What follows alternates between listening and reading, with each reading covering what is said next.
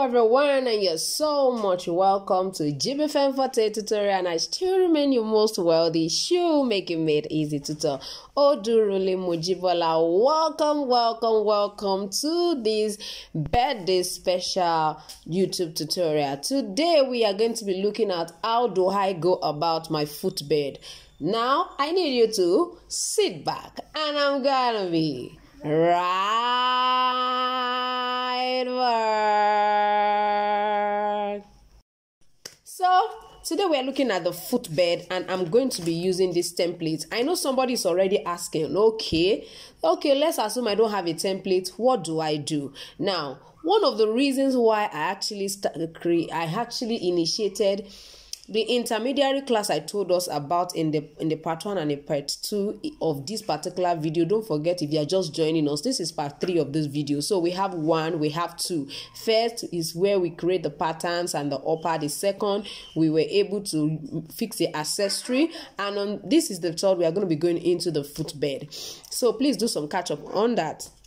Now, the reason is because I want us to have access to the template, because I find out that when you have a template, it makes work very easy for you, which is the reason I added this bonus pattern template. I have a pattern template which is actually about 50 different designs for men, women. It includes insoles, which is also known as a footbed, and so many other designs for men, women, and for children as well. So that book is part of what you're going to be enjoying if you actually participate in the coming intermediary class. Now you have the choice to choose between this pattern template and my book on the business of shoemaking. So you have 2 different books. All you need to do is to choose one as long as you are participating in that particular class. So you're going to be having this, so it's nothing to worry about. If you already bought my template, my pattern template, you don't have anything to worry. It means you have this particular template. So,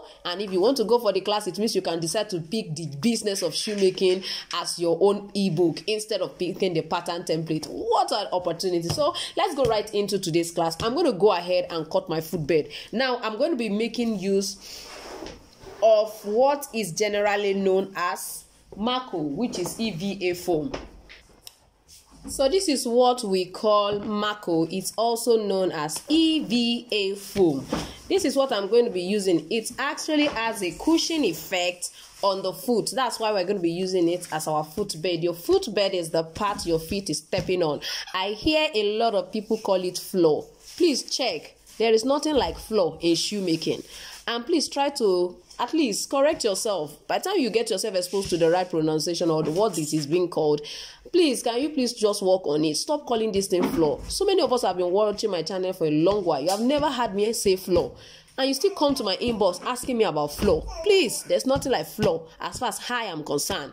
So if you are relating with people around you, you can call it floor. It's fine by you, but by me, please, I don't even answer such questions. If you come to my inbox and say what I've taught you in my class, I don't respond. So please don't. This is actually this is footbed. It's your insole. Please stop calling it floor. It's not floor. There's nothing like floor.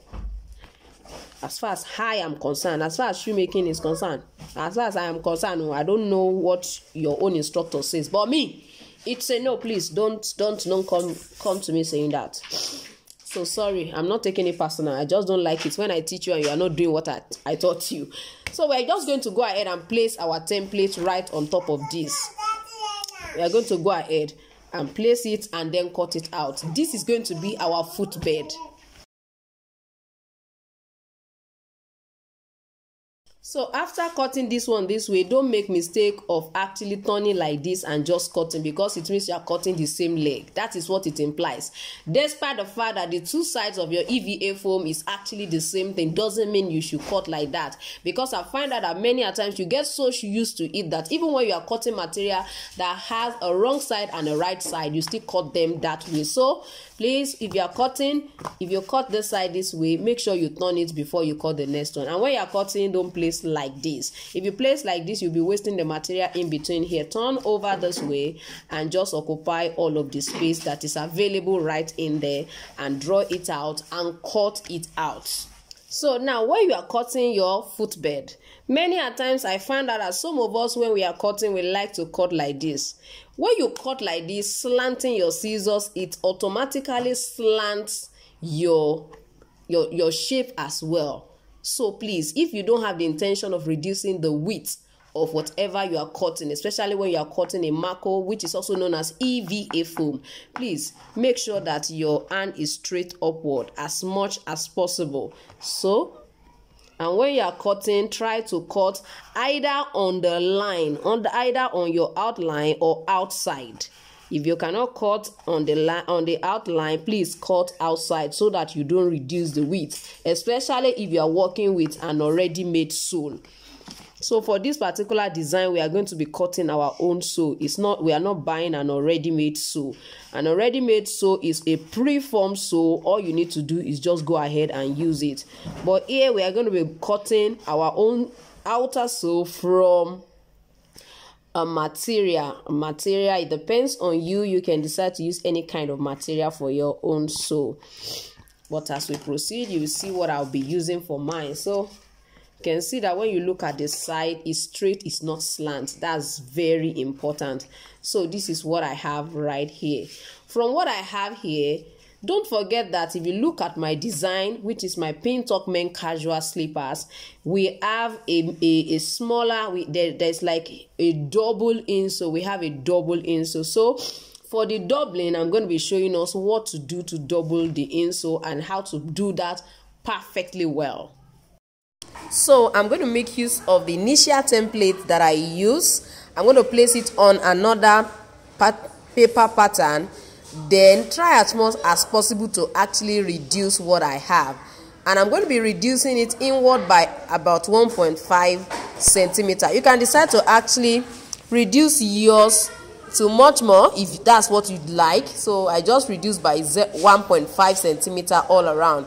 You can see me trying to join them all together. So I'm just going to join and use that midpoint. I'm going to use the smaller one inside to create the second part of our insole. I have already taught really on this. I have done a video on this, a YouTube tutorial on this. So I'm going to suggest that you catch up on that. But basically this is what I'm just going to be doing. I'm just going to cut it out, and I will also use that inner part to create what I want to create. Of course, it's Mako that I'm going to be putting inside. So I've cut it out. I'm just going to place my pattern on the Mako. So don't use the same side, please, so that you won't make mistake. Use different side. So now that we have already cut out the smaller part, don't forget that we have already reduced and we have cut it out. Now, if you don't want it to have an angle all around this way, just try to brush it down so that that part will be curved and not, having an angle. It will be curved. Just brush it down this way. Brush it down that way. Brush it down that way. Just use your sandpaper. I'm using, I think, a 220 grit sandpaper for it. You can also use a smooth sandpaper. It depends on what you want, but for me, this will work very well. So just do that all around it, so the angles will no more be there. You can see that it's now round. It's not like having angle like this one. See what this look like? It's round. So it will definitely affect what you want to do. Also, the edges do the same thing. Use your sandpaper to make it, smooth. Smooth is very important.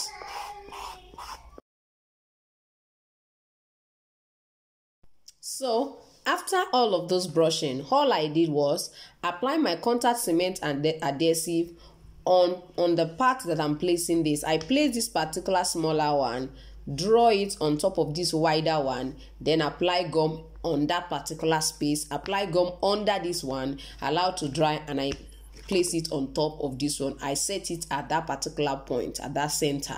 After that, I just apply my contact adhesive on this.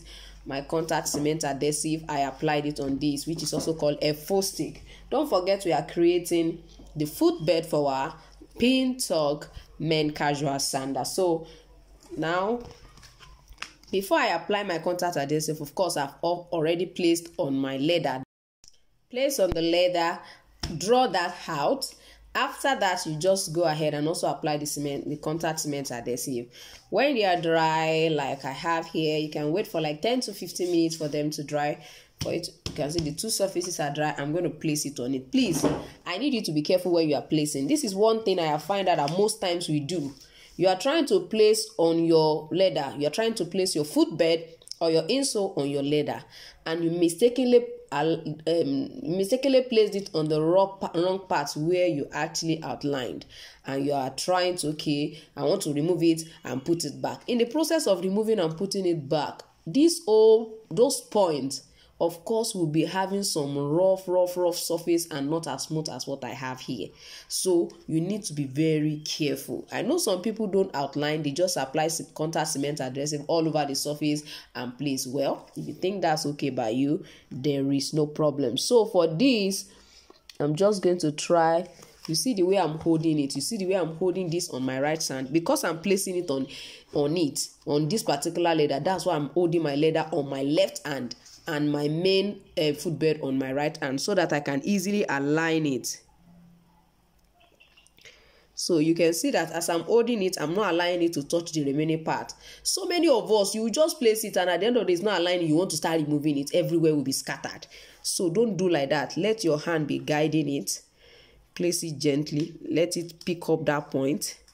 Now for this one, I don't intend to actually press it yet. I just want to place it on it. So now that I've placed it, I'm not going to do anything on this side. I'm going to turn it all around. Then try to, first of all, make sure that this one is in perfect shape.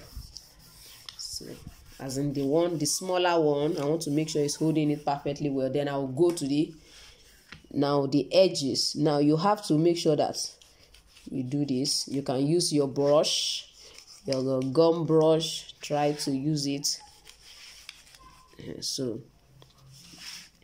Let me start from this particular corner. Now this is what I do. You can see how it looks like. You will see that I'm trying to slant my brush. I didn't just try to start putting my hand and stand. No. If you slant it, it makes it easy for you for this not to fold. Sometimes when you're placing it, you see some parts are already folding. You have to try and work on that. You have to try and work on that. And the only thing you can do is to make sure you don't just do like this. Don't just do like this. And especially if you are using a leather that is not even as thick as this one that I'm using here. My leather is quite thick. You can see what it looks like. So don't just go gently. So I'm just going to go gently like that. You can see what I'm having. You can see how smooth it looks. You have to consider the kind of leather you want to use for your footwear too. And those are the things I'm going to be showing us in the intermediary class. Please go and register. If you don't know what I'm talking about, please. I'm going to be having an intermediary class. The details are actually on my social media at Jibbyfemforte. On YouTube, yes, it's on YouTube, of course. It's part of what I publish on YouTube. I have it on my Instagram. If you're not following me on Instagram, please go and follow me. It's at Jibbyfemforte. I have a Jibbyfemforte. I have a Jibbyfemforte shoes. But at Jibbyfemforte is majorly for my subscribers and every other person learning shoemaking. Why? Shoes is for those who are willing to patronize my shoes, my footwear. So I don't want to bore them with how to make the shoe. You can see what I'm doing. I'm just going to go ahead. You can see my brush remains like that. I'm trying to bend it. You can see it's not folding. So you can see what this perfectly looks like. I'm sure you can see it. This is what it should look like. Not that some part will be rough and some part will be looking very smooth. Sometimes you just wonder what is happening to your footbed. We are going to be looking at the details of all of this in that intermediary class. So please don't forget, I told us I have a pattern template which has 50 different designs, and that pattern template is going to be part of what I am going to be giving out for the intermediary class. So go and check the price of the pattern. You will be amazed that it's as good as the class is free, and it's going to be 4 good weeks. Come on now, please check the details on my Facebook. On Facebook, Jibbyfemforte too, at Jibbyfemforte. And if you want to follow, also check my personal profile, is Ojurole Mojibola. So I'm sure you can see what I have here. So I'm just going to go ahead, use my scissors once again. Make sure that when you are placing your scissors is right up, not slant. Don't slant, please.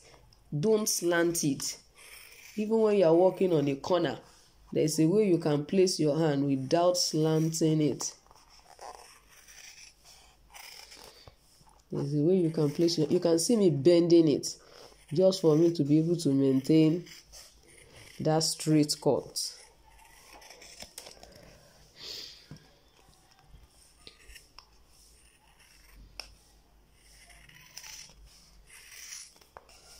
You see me cuffing it. I'm bending it like this to cut so that I will be able to touch that corner without slanting.